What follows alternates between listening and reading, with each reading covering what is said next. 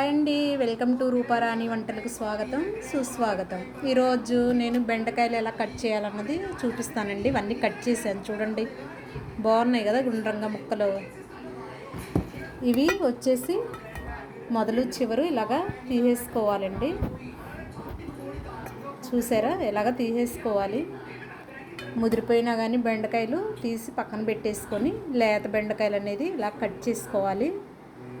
So ఇవి ఎలా cut చేయాలన్నది చూపిస్తానండి, సింపుల్గా అనమాట. ఇవి కొయ్యడం చాలా కష్టంగా ఉంటుందండి, బెండకాయలు దొండకాయలు అనేది. అందుకని చెప్పేసి ఏంటంటే సింపుల్గా కట్ చేసుకోవడానికి నేను గన్ కట్టర్ అనేది చూపిస్తాను.